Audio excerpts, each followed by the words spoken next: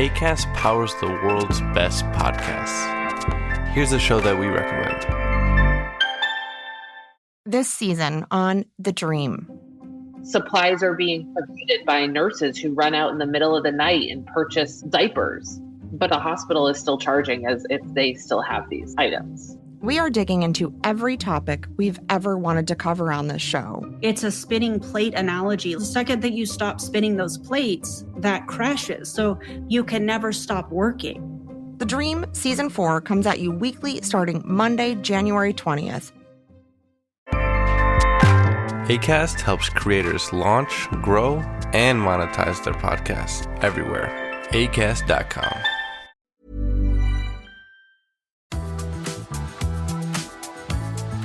You guys, welcome to another episode of What's Your Issue? My name is Troy McKeedy. And I'm Darlene Sussman. I don't even really know. It's like so funny that we're about to have a serious conversation about this magazine with this cover staring at me.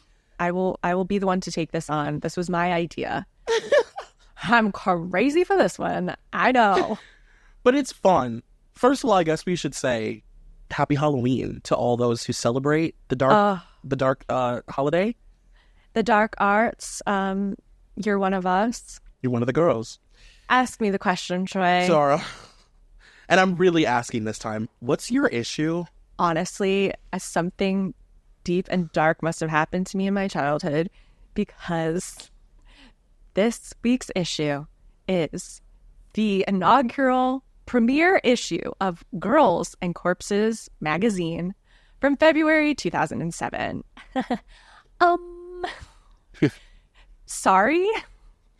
No. So when we started this show, well, before we started the show, when we were like in the planning of the show, like something that we both really wanted to do every once in a while was a weird offshoot, off the cuff, off the beaten path, like just kind of like a kooky magazine, because there's way too many weird magazines to like ignore them just for like the Harper's Bazaars of the world. So I'm actually like excited to implement weirdness into our catalog. Yes, absolutely. Also, you know, it's a magazine. This is something that comes month to month with the seasons. Magazines, you know, tend to have a theme to whatever season it is. We really should be implementing a sort of seasonal quality to it. Mm-hmm. So for Halloween, of course, we must have some sort of spooky situation. And what's spookier than Sheri Moon Zombie standing next to an alleged Rob Zombie corpse with one eye and dreadlocks?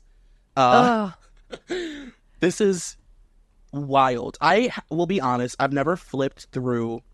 Well, that's a lie. I have flipped through Girls and Corpses magazine. I don't want to get into why, but I have. I've never read it, though. I've never read the articles. In my mind, is she a wordy little girl? She's a wordy birdie. I will say I had never opened up one of these magazines. The only thing I had ever seen were the photo spreads from Courtney Stodden's editorial. Mm-hmm. But other than that, I had just sort of seen the covers. And you know when you're a kid and you go to a Blockbuster and you see all of the VHS covers that sort of like scare and titillate you, mm-hmm. But you're not allowed to rent them because you're too young, or like your mom's like, ugh, no, we're not wasting our money on that. I feel like Girls and Corpses was always something that I sort of saw in passing. I don't know if they sold them at Barnes & Noble. I feel like they wouldn't, but I feel like I would see them maybe at like a Spencer's Gifts sort of place. Mm-hmm. And I'd be like, oh, what is that all about? I'm both scared and titillated, never dived in. And I thought, if I have a magazine podcast, I might as well check it out. Well, Dara, I can confirm for you that they did sell this at like Barnes & Noble and like Borders Books and Music. It was one of those like tucked, you know, there's like the magazines that are sort of tucked away in the back of the magazine rack, and sometimes they are in plastic or they're like wrapped up. This is one of those in the back magazines. That's why I know what it is, because I remember seeing it as a kid and being like, I'm not allowed to look at this. Give it to me. So, yeah, I never like, I mean, I would just, and I remember as a kid, I think that it scared me because I thought that the corpses were real. They are. Troy, they are. Like when I was younger, and like not even a kid. I mean, this magazine, I was like a full teenager. Yeah, so was I. Okay, so I think the reason why the cover always stuck out to me when I would see it is I would go to Barnes & Noble to get my stack of magazines and enjoy a Java chip frappuccino. Cheers. And I would often go with a friend, and I feel like it just didn't seem appropriate to whip out a Girls and Corpses. Why? No, I definitely was like, these are... I just thought it was like pure filth and smut. I was like, those are real remains, and I'm mortified by this. I honestly didn't really have any idea what to expect with reading it. I was surprised to learn when you open it that it is meant to be a comedy magazine, and it does sort of lean into a Playboy parody, a gentleman's magazine. There's too many puns. Well, it hinges on puns. I mean, it is a magazine built on the magazine itself is a pun. The theme is a pun.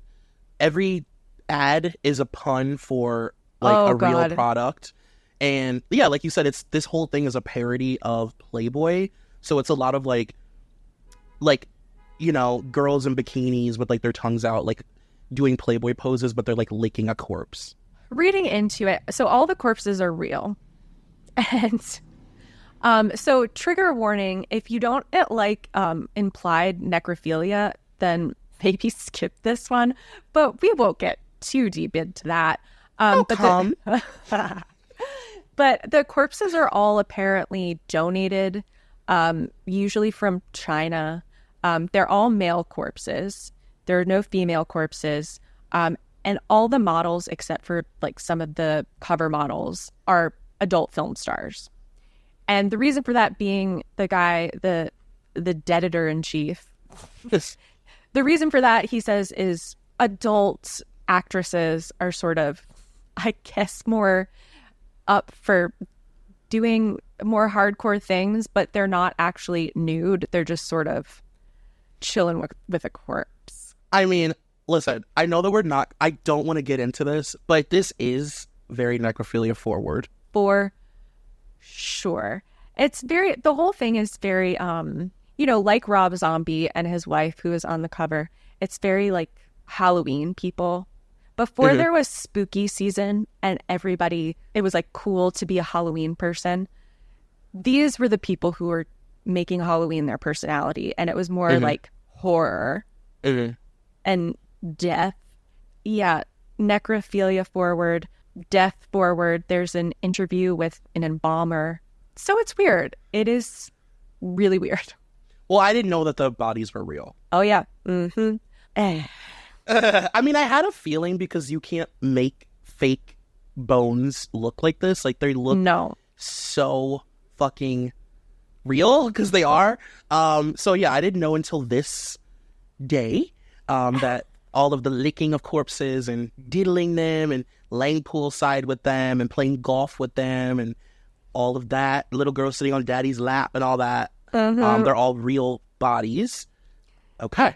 Another thing that's interesting about this, we're talking about it's sort of a Playboy parody, is the guy the dead editor-in-chief, Robert Stephen Ryan, like we were saying in the Playboy issues, where it's almost as if Playboy is a zine for Hugh Hefner. This goes even further. I don't know. It really feels like a sort of student magazine of just one person doing everything themselves. Yeah, and like being very like open every step of the way of like, you know, the steps of the magazine and getting it made and getting it approved, and like him being like, it was my dream to do this and I like didn't think it would happen and it did and I can't believe it. Like, it's very like, if you read this, you're a part of the journey kind of thing. Yeah. But it is insane how every single, like, I just want to read a couple of the things on the front page on the cover. Yes. Featuring Queen Sheri Moon Zombie. We have better tombs and gardens, clown porn, punk survivors, bouncing souls, pool party at the Girls and Corpses mansion, which is again is like very, and even like the cover is like, instead of her being hot and posing in front of the mansion, like she's in a graveyard. They entice you with a alleged Ren and Stimpy lost sex tape. And of course they have to have, I also wanted to add, this is very much, it's a few years later, but this is still very much of the time on the internet of like shock sites. Yeah. And oh my God, you're so right. this very much aligns with like the shock site era. Like it's very like Rotten.com vibes. Like Rotten.com walked so that this magazine could run. And it even says on the cover like that it's banned worldwide. Like it's very that. God, that was a tough time in history. That was a tough time for children to grow up and come of age, is the shock site era. It was interesting. I remember in middle school, we didn't have like filters or like any kind of firewall or anything on the computers because it just wasn't even in their minds that the kids would go to inappropriate sites. Why would it be in their minds ever that we would be doing these things? And we'd be going to like sex.com, boobs.com, penis.com, orgy.com. And then Rotten.com took off like fucking wildfire. Any computer in that school, you type in the letter R, baby, it's autofilling Rotten. Every kid was, I mean, any chance we got to look at a corpse, we were looking at a corpse. Yeah, it's actually feels very much a marriage of that and suicide girl stuff. Like we're getting into the alternative sexy girlies plus real corpses. Yeah, because there's a lot of mention of MySpace in the magazine. Yes. So it's definitely, you're right, it's like very an extension of like the alt hot girl. But what is funny is that because it is all kind of adult film stars, the women that are just models in this do not have the sort of alternative girl vibe. Like they feel very much just like run-of-the-mill. You're a run-of-the-mill adult film star. It's not really like suicide girl type looks. It's like the hot girl that aligns with a Rob Zombie type. Yeah. Like it's kind of a magazine of the Sheri Moon Zombie type. Yes.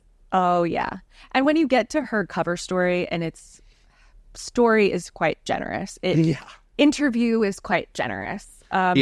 It's so boring and it's so run-of-the-mill. It's like, what do you like to do? She's like, I like to read. It's like, okay, well. They're like, how do you stay so hot? And she's like, diet and exercise, of course. Sometimes Pilates. Yeah. She's like, but I love to have a piece of cake just like everyone else. Like, ooh. I will also say another background on this magazine. The guy who started it, there's like talk of, well, why are you so into death? He's like, well, I had a near-death experience as a child. You investigate further, and it turns out he had an incredibly traumatic brain injury where he says in an interview that part of his brain was coming out of his head. So I do feel that could contribute, not just, an understanding of the macabre because of a near-death experience. It could also be the head injury. Yeah. I'm going to say, that kind of fills in. That's the missing puzzle piece that I needed. Yeah. So it's an interesting guy. And, we said last week, we did Rolling Stone, and we said, well, it's a wordier magazine. This is the wordiest magazine I think I've ever seen. I'm not kidding you. When I opened to the first article, like written article, I was like, this can't be true. No. There's an article titled Death, Taxes, and Masturbation. When I tell you, it's the teensiest toon little font I've ever seen. It's got to be like size 7 font. Yeah. And the page, baby, full. Not a space in sight. It is the wordiest magazine by far. And you would think it would just be like a bunch of pictures and like, I don't know, like eye candy. That is what I was banking on. I thought this was going to be an easy read. And instead, it's so wordy. And as you might imagine, not the best writing. But yeah, full disclosure. Was I reading every word of this one? No, I was not. How dare you? Robert just woke up in a cold sweat. And this is like one of those things where like a man will accidentally expose his fetish without realizing it. Like he thinks that this is like a big joke that everybody's laughing about, but really it's like, something's going on with you. Something's up here in there. And yeah, head injury, perchance. By chance, maybe. I have a question for you that is only loosely related to this.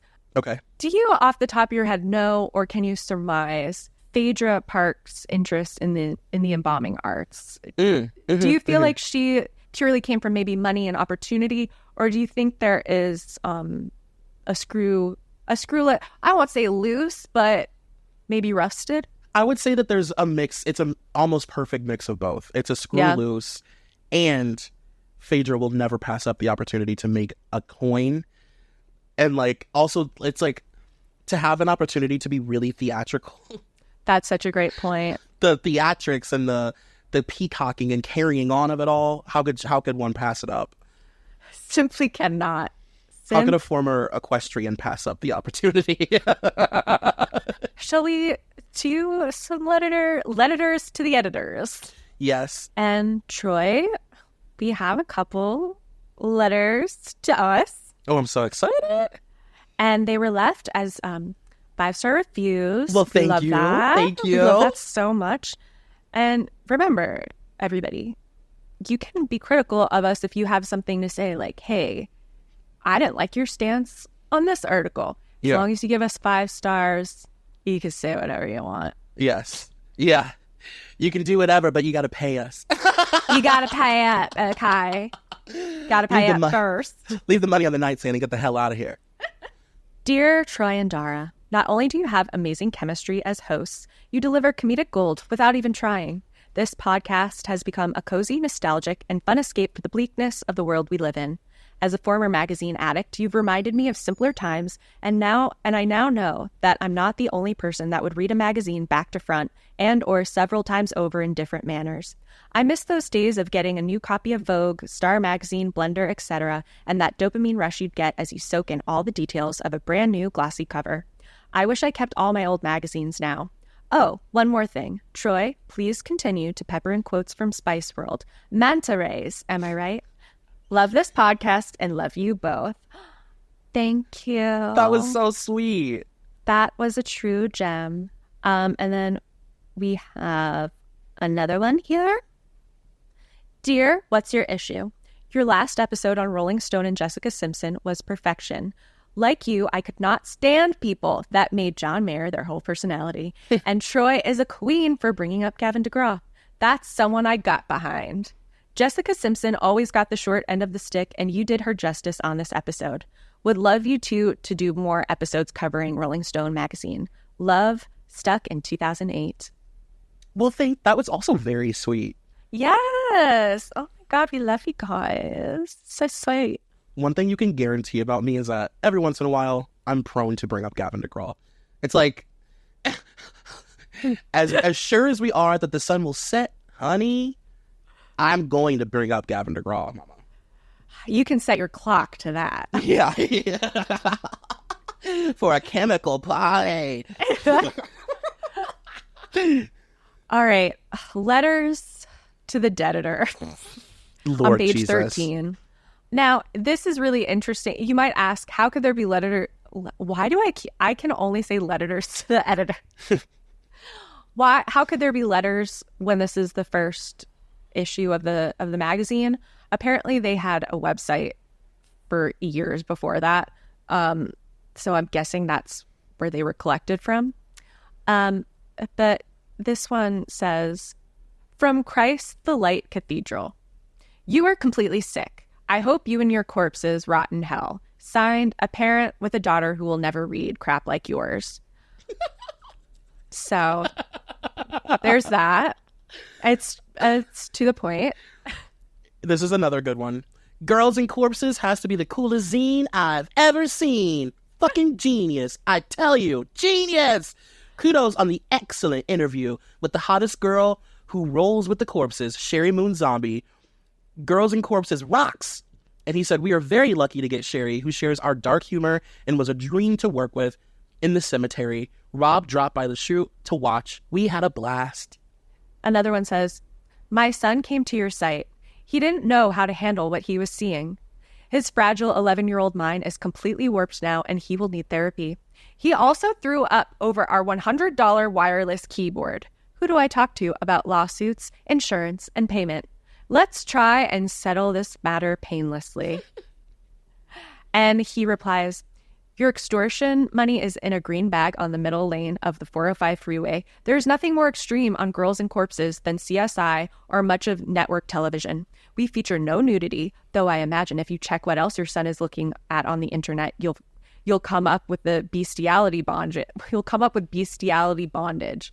Anyhow, sorry about your dipshit son. Apparently the crapple doesn't fall far from the tree. Have you tried shock therapy? It helped me. He's like, aren't I a snarky dick? God, I feel like this was written by like my goth step cousins. Yeah, like in middle school. Yeah. So that's the letters to the editor. And then as we scroll through, there is of course the embalming interview. Pretty wordy. We're really getting into it. We're learning a lot about embalming. And like they are real. I mean, the questions, like if you were like an editor, you would be like, we could get rid of about 40 of these questions. Oh, yeah. The problem with being the editor-in-chief and then also seemingly the sole writer is there's not a lot of oversight. You know, Yeah. You got to have someone else giving it a little once-over, in my opinion. Should we read a few of these embalming questions? Sure. Let's do it. Do you need to wear a jacket in the refrigerators? Like, what? Oh. I used to. Or he said, I'm used to it. But yeah, it's anywhere from 35 to 45 degrees. Sometimes you're in there for a certain amount of time. And if you're not used to it, yeah, you'd have to put a light jacket on. But like I said, that doesn't bother me. I don't even think about it. Huh. And that's the next question. Are the eyes usually closed or open on the bodies? It varies. I would say probably 50-50. When a person passes, they have their eyes open and their mouths open. It's really not a pretty sight. Cool. Oh, there is also the Welcome to Girls and Corpses Mansion photo spread. Yeah. Which is on page, I think, 9. You guys will know it when you see it. But it's basically a send-up of Playboy the Grotto. There's a quote from, and now my guy is really reaching here. Wow, I just saw this for the first time. Oh, okay. So it says, welcome to the Girls and Corpses Mansion, where the hottest models and the coldest corpses carouse and arouse. So slip your bony toe into the deep end. The water's cold. Come on in. And that is from Hugh Hefner. Phew. That's a reach there. How can one even write? I mean, do you think that there was a team of writers, or was it just him frantically writing puns into a notebook? I feel like if you gave us 10 minutes, we could come up with something. We're not going to. It's just one syllable. There's got to be something better. I mean, the thesaurus is right there. Like, sir. Also, there's a picture of the girls in a hot tub. Then they have the corpses wearing bikinis. And it says, you don't have to be rich to be invited to the Girls and Corpses Mansion, but you do have to be dead. At least if you're a guy. What happens in the grotto dies in the grotto. Like, oh my God. The photo, I'll be honest, the photo shoot is very funny. I will say that the thing I took away from this, any sort of enjoyment or cheekiness, was this photo shoot. Yeah. It is also so very much in the valley. Like, this is definitely, I feel like if you pulled back on this photo shoot, you would see porn being shot. Yeah.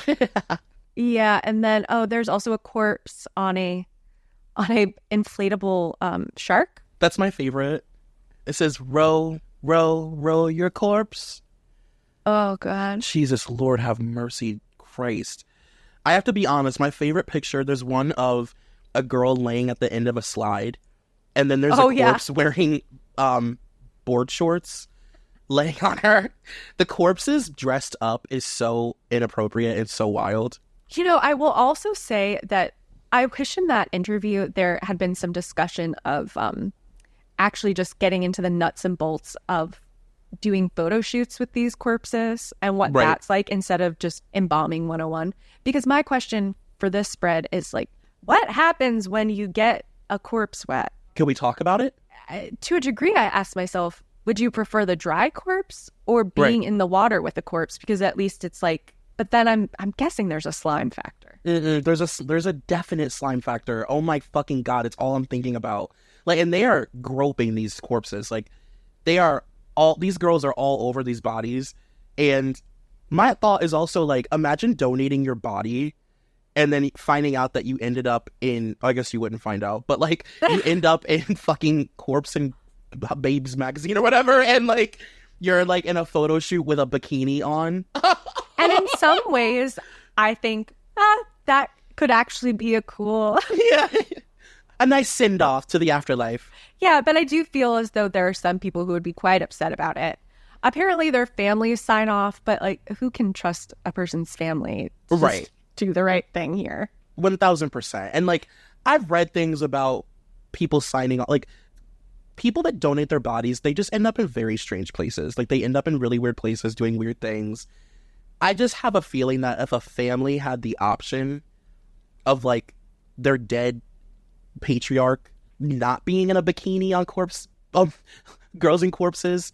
Yeah. I feel as though I feel for, some man in China who, as he lay to rest, he thinks, oh, my body will be donated to science and they will discover a cure for this ailment that I have, or I'll be of some sort of good to the world. And then they cut him open. They're like, actually, there's nothing we can do with this. Girls and corpses. You're going to California, baby. Throw him in the truck. Hollywood, here you come. They're like, go ahead and put a straw hat on him and put him in the truck, please. Thank you so much. God bless these women.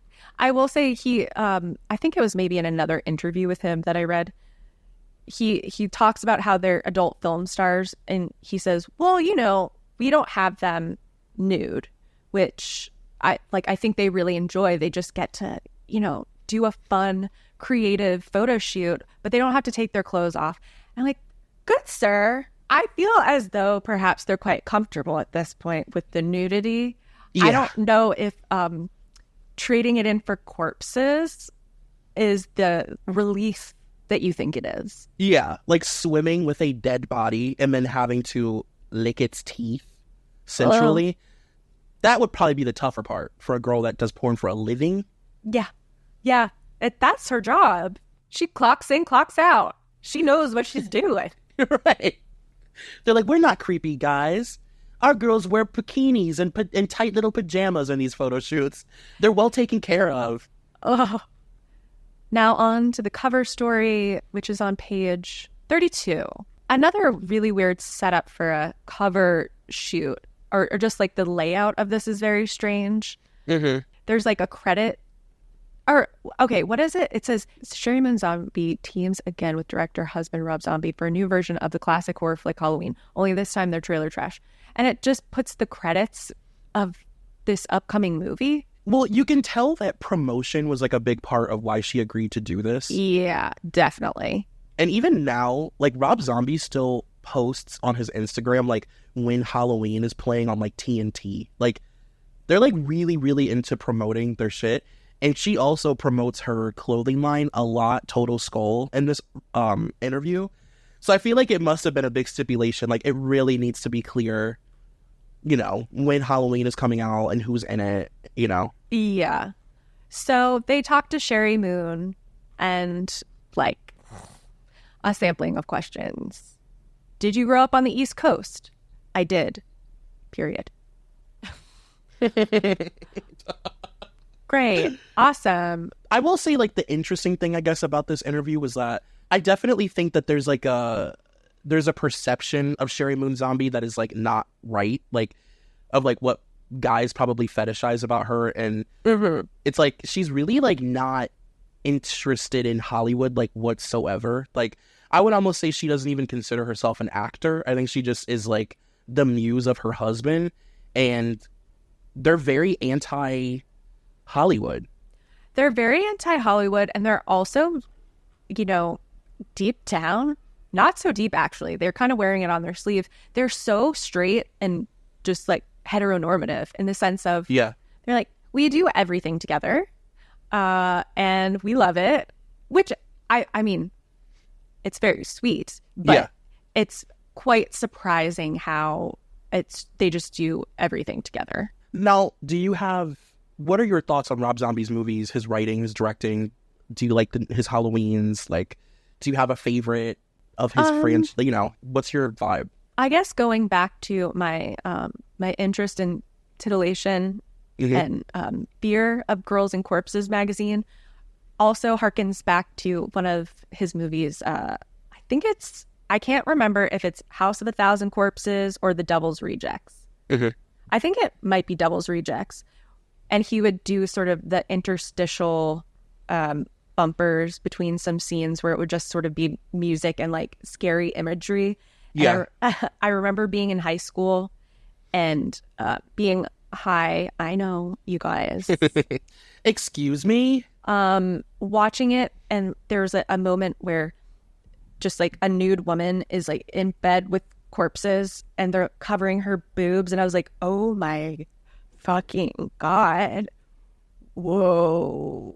Which all that is to say, I feel there's a little bit that interests me in Rob Zombie, but I'm not someone who knows intimately his oeuvre. What's your feeling of Rob Zombie? Well, I grew up like really liking Rob Zombie movies, and I feel like if you were of a particular age, like when those movies were coming out, like they were big college movies.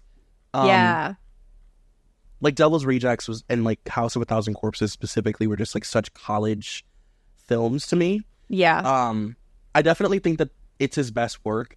I love Devil's Rejects. I like the House of a Thousand Corpses, but I really like Devil's Rejects a lot. And then where things get a little messy for me is Halloween. Rob Zombie, I feel like because he's Rob Zombie, I think that in his heart, like I think that truly in his spirit, he probably desires to make sometimes a more straight movie, but he feels this pressure to Rob Zombie it up. And sometimes it works, like in Devil's Rejects it works, in House of a Thousand Corpses it works. But when you're taking a franchise and remaking it, to like Rob Zombie it down the way that he did was like a lot for a lot of people. Like his directed Halloweens are like extremely polarizing. Like the horror community, people either love them or they despise them and won't acknowledge them, and people fight about them. I like his original, the first one, the first just like Halloween remake. I thought was really cool. Had some really cool elements. I like the acting. But with that being, the second one is a complete fucking nightmare. It's a hellscape. It makes no sense. I don't think he could even explain it if he tried. But the problem is like the Rob Zombification of it all, where like every scene is, you motherfucking piece of shit, cocksucker, fake motherfucker, bitch, whore, cunt, fucking cunt, whore, bitch. And it's like, first of all, people don't talk like that. No. Nobody talks like that. Only in a Rob Zombie movie do people speak like that. And secondly, this is a fucking Halloween. Like, I get that you're putting your spin on it, but like Laurie Strode needs to be saying motherfucker, cunt, bitch, slut, or every 14 seconds. And like, I don't know. It just is like, it's a lot. And I feel like if he didn't feel the pressure of being Rob Zombie, I don't know if he would do all that. Yeah, I don't need Jamie Lee Curtis and talking dirty. No, thank you. Talking smut, honey. Talking no. smut. I want to keep that mouth clean. That's Hollywood royalty right there. It is literally, it's like a minute doesn't go by without somebody talking like that. Goddamn slut whore, bitch. Oh, I did see, upon your recommendation, speaking of Halloween, the Halloween Season of the Witch. What did you think? I really liked it. It was a lot of fun. It was unexpected. Have you ever seen The Invitation? Mm-hmm. I felt like, I'll edit this out because I don't want any spoilers, so beep. Yeah, it's fun. I wish that Halloween 3 had, I wish that it had a different title so that it could be its own standalone movie and people could appreciate it. Yeah. It feels like it was a standalone script and then someone acquired it and they're like, well, we're going to make an anthology series. And then. Yeah, it was, I believe it was something like that. And like they contractually had to have like a certain amount of like movies featuring Michael, which is why like they have that weird little scene in there where he's like on TV or something. Yes. Like, yeah, it's weird. I wish that it had a different name because I think more people would watch it. But I love it. It gives me is it called Night of the Living Mask? The Goosebumps with Oh. Lori Beth. The absolute best Goosebumps. Yeah. Oh my God. I love it so much. Lori Don't we Beth. all? Right. If you're a millennial, hello. But yeah, Sheri Moon. Oh, this is funny. This is very like white lady. They basically asked her if she was into like rock music before being with Rob. And she said, I was definitely into hard rock, heavy metal, but I'd never heard of Rob's band before, but I liked rockers for sure. And they say, you were into long hair and the beard look. And she says, yeah, when I met Rob, he was totally different at the time. He was like the only guy I think that got that whole dreadlocks thing. He was the one that started it. Not her saying that Rob Zombie started dreadlocks. Like, girl. I clocked that as well. Not he was the one that started it. She said, fuck Bob Marley. Oh. God bless her. I think Sheri Moon might have a very small world around her. Yes. Yeah. I was like, okay, girl, calm down. Calm down, California girl. As we learned in this interview, she started out in Connecticut and then went to California. So yeah, we're not. I think we're living a pretty homogenous lifestyle. But she's so unapologetically kind of like boring. Oh yeah, and honestly, that's rock and roll. Yeah. I also love that they're talking about getting married to Rob Zombie, and he's like, "Oh, it's pretty cool that you guys got married on Halloween. Were you in costume?" And she's like, "No, it actually was a coincidence that it was Halloween. We were supposed to get married in November, but we decided we'd rather do our vows like just to each other. So the next day happened to be Halloween. That's it." She's like, no. No. It's like, honey, at least contribute to the ethos of the zombie brand. Like, make it up. And then she's also like, yeah, I don't like horror movies. I don't really watch them, and I don't know anything about them. It's not really my world. It's like, girl, you're okay. To which it makes me think, Mr. Zombie, does it ever get tiring keeping up this persona? Because I don't know if this really feels true to you anymore. Does it? I bet you him and Ozzy Osbourne have held hands, Ozzy shaking hands, and wept at the exhaustion of keeping up the persona of being the Princess of Darkness. Like, it's just a lot. It's, Rob Zombie, Aquafina. You gotta be real careful when you're starting out. When you brand yourself with a certain persona, you have to ask yourself, is this really what I will want in 10, 20, 30 years?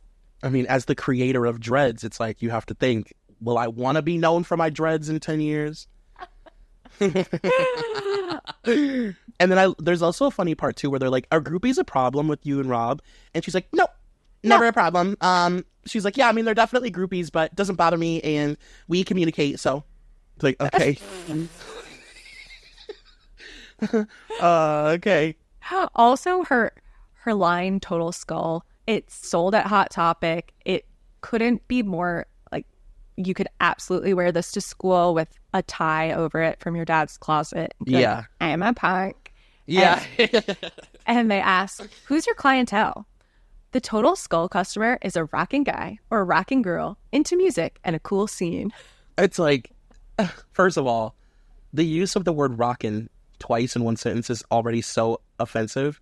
I know. It's like she's so not this girl, but it's like she's with Rob Zombie. So there's like a pressure to like do this shit. But she's just like a basic California white girl. She truly is. I'm just imagining her, doing press for this fashion line and being like, oh God, what do I say about it? I guess it's for rockin' people. Yeah. They're rockin' and they're into music and God, what else? They love a cool scene. They love a cool scene. Like, what? And she does make it a point to say that without MySpace, none of it would be possible. The success of Total Skull is completely in thanks to myspace.com/Total Skull, which, by the way, I did go to the website and I went to their Instagram because I wanted to see if it was still functioning. Instagram hasn't been updated since 2018, so I don't know if there's an inventory issue or if there's a printing problem at the Total Skull factory, but I'm still waiting for a restock. I wonder if they have anything at the Hot Topic outlet store. Something, something way in the back. I love it. Shall we scoot on over to the Ren and Stimpy? Please, please, please, please. Oh, what page is this on? God, I feel like I have to avert my eyes scrolling through this. I mean, it's in the random dead bodies is just everywhere you look. I mean, I guess they're delivering the premise, but they give it to you in the title. So this is on the next article is on page 58, and this is an interview with the famed animator and illustrator Jim Smith, co-creator of Ren and Stimpy. Troy, what was your relationship to Ren and Stimpy? I mean, listen, I was obsessed like most millennial children. Me too. I just remember feeling like I was like watching some sort of like counterculture, cool, like I shouldn't be seeing this, but I am kind of thing. Like it just felt like really mature and like adult, and like I knew it was mature and adult. I knew it was inappropriate, and it also felt like something that I'm not going to include my mom because she was a literal teenager. But like most people's parents, like it was like you were getting one over because technically you're watching Nickelodeon, but you're watching a show that is highly fucking inappropriate, like making bukkake jokes and shit. You're right. And so that also felt cool, you know? What about you? Yeah, this was my favorite cartoon as a kid, and my parents actually were completely aware of what it was. My mom hated it. And it was kind of more, I would definitely watch it at home, but it was something my mother was not happy about. And, as my mother told me later, that I was not allowed to watch shows that she didn't want to watch. So it was kind of one of the more surprisingly taboo shows in our household.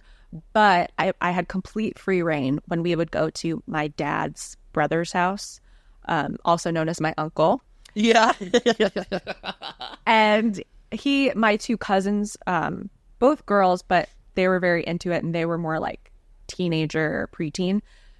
So it would be like the girls and the two dads watching Ren and Stimpy and everybody mimicking it. So it was, it felt like the cool thing to watch, and like mom doesn't like it, and like whatever, like dad lets me watch it. Yeah.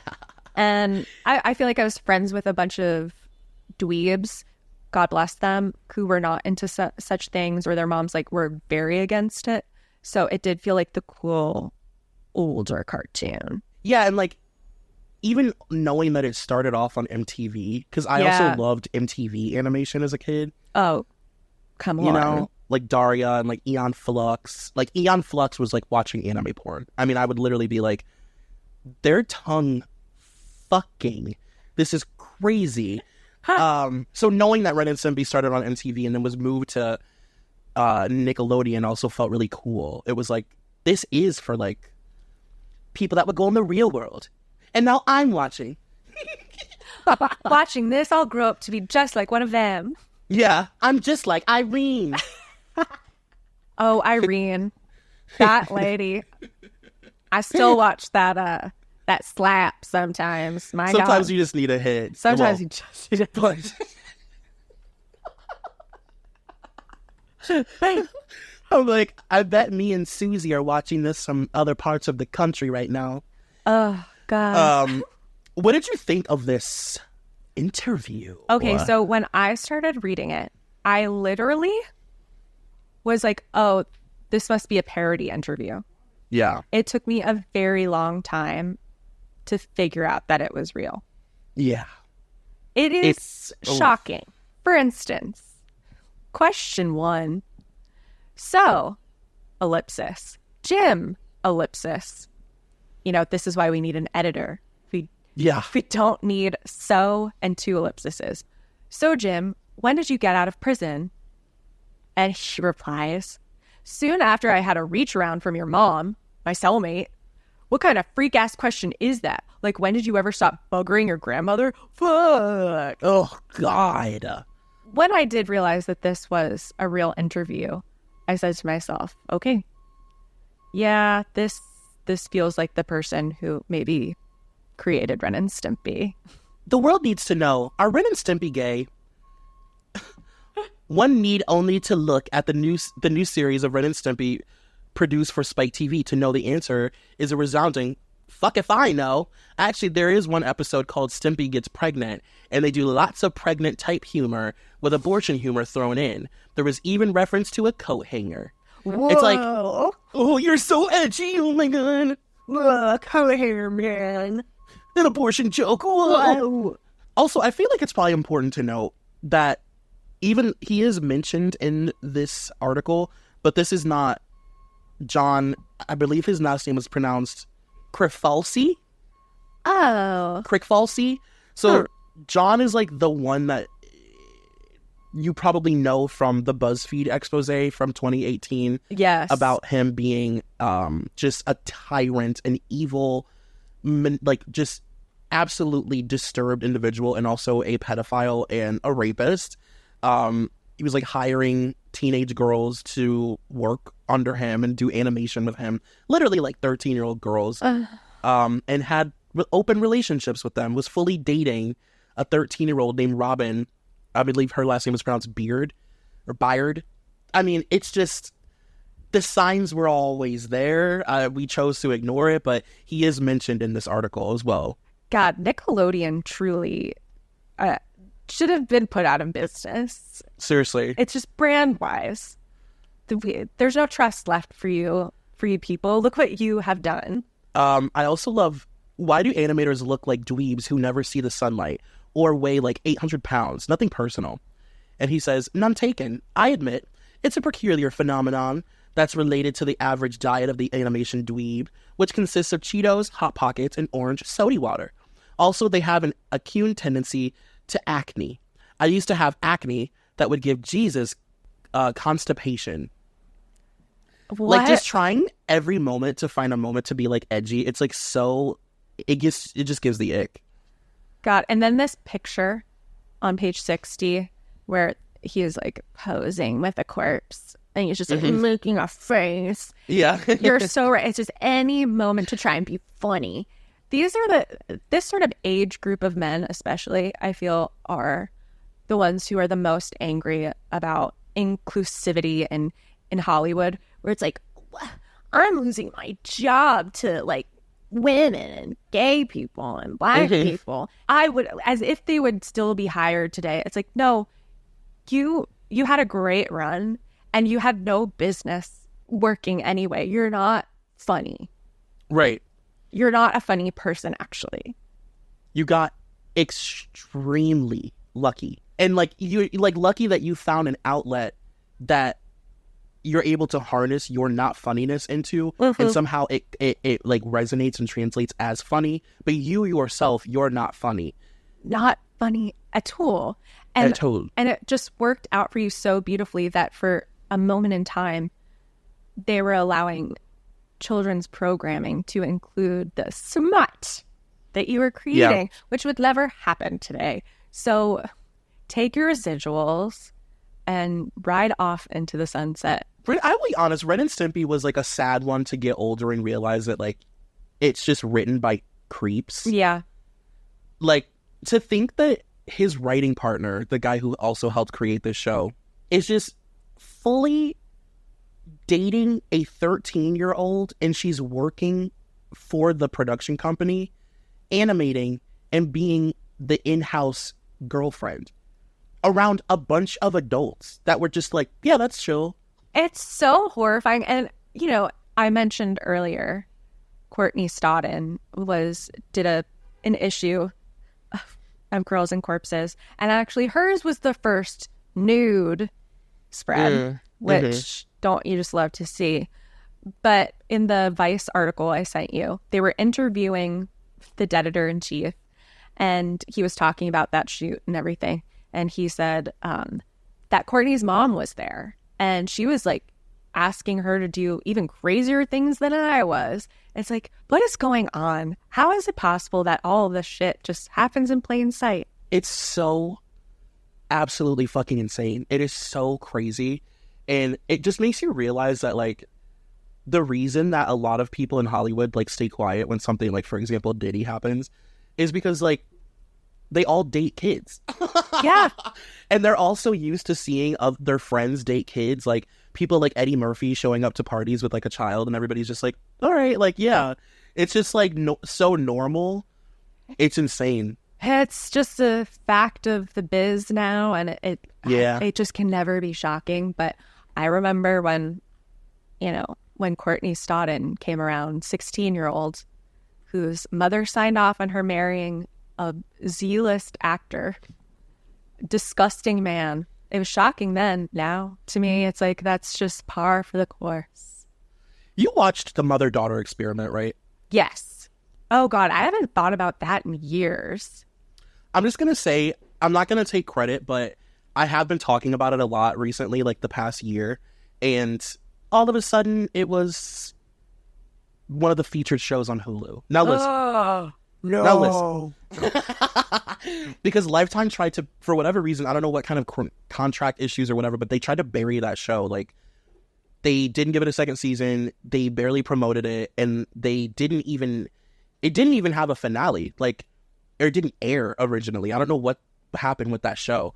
To find out on that show that not only was Courtney kind of like signed off to like marry Doug and like, her parents like walked her down the aisle and shit. Her mom was like also in love with Doug and had also dated a lot of Courtney's teenage boyfriends, or tried to. Yeah. Like she would try and hook up with them. But yeah, we find out that Courtney's mom was like kind of in her own relationship with Doug and was like jealous of Courtney for like getting him. I wonder if maybe it was sort of buried for a time because of that relationship. And things were coming out where they said, we do not want to be associated with this. I can see that because when you rewatch it, I mean, it's one of those therapy shows. Yeah. And the therapy is so abysmal. It's so awful. It's violently bad. Like, she would be like, yeah, my mom, when I was like 13 or 14, like my mom would try and like flirt with my boyfriends and try and take them from me. And instead of being like, that's illegal, she should be in jail, that's insane, the therapist would be like, now, how did it make you feel to compete with your mother, who's supposed to be your confidant?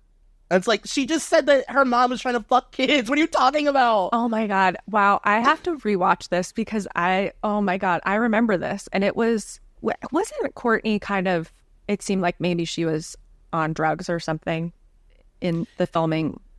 Yeah, she was for sure, I think, on pills. She was self-medicating.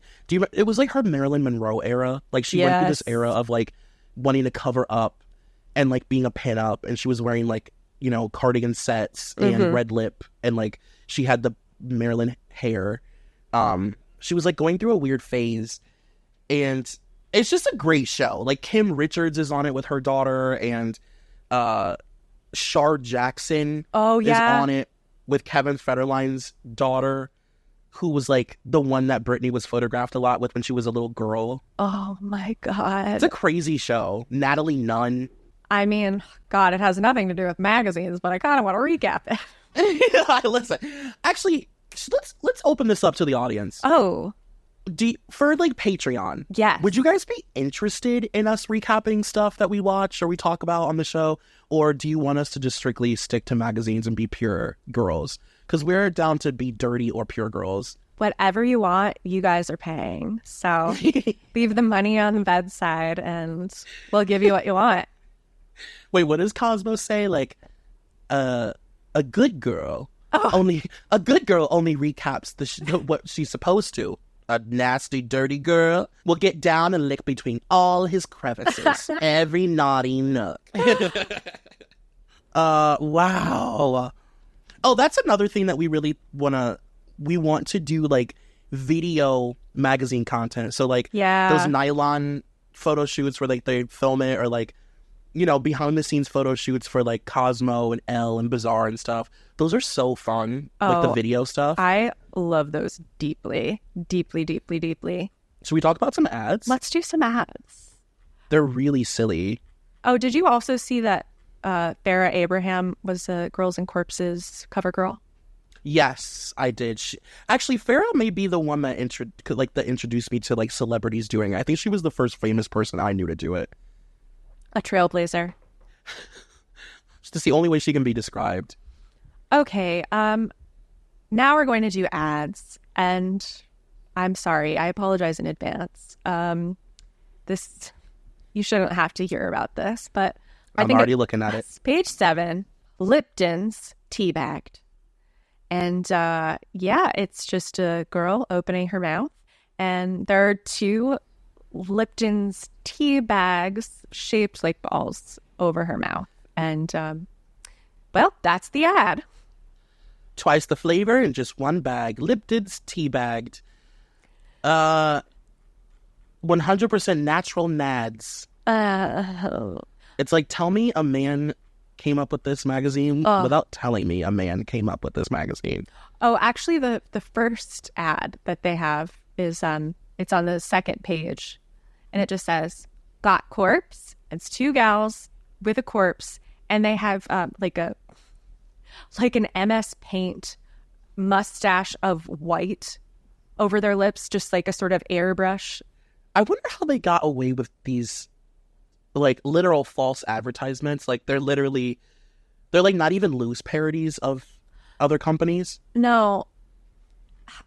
During this time, everyone was doing a got blank sort of parody. Yeah. that's true. I feel like maybe the milk people didn't trademark that effectively. I also love the Diagra.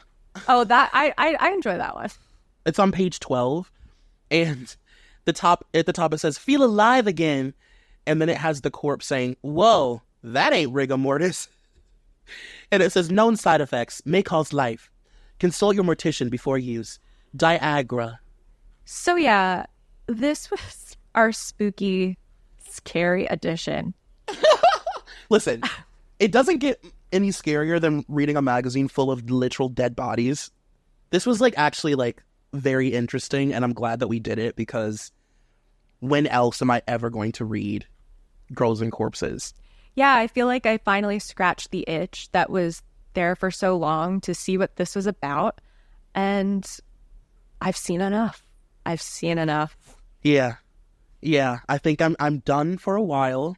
I'd like to shimmy on back to my safe place. I'm gonna go open a blender as we end this. We need to just grab an Elle September issue and just rub our faces in it. Yeah, I'm like very ready for like Who Wore It Best. I just want something simple. Simple. My nerves are fried. Right. All right. Well, thank you guys. We love you. Thanks for listening. Subscribe on Patreon. And also let us know again. Yeah. Like, would you be into a lot more video content on there?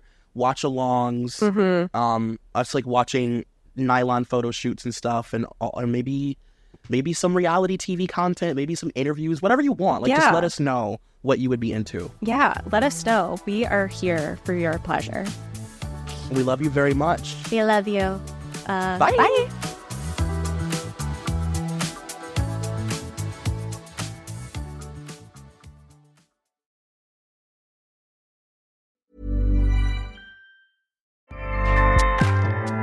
Acast powers the world's best podcasts. Here's a show that we recommend. Love music? We do too. Well, if you ever feel like it's hard to keep up, though, don't worry. We're here to help. Monday through Friday, Daily Music Headlines gets you the top happenings in music, from chart toppers, news releases, concert announcements, and more. All in less than 5 minutes. Don't miss out. Get the show at dailymusicheadlines.com.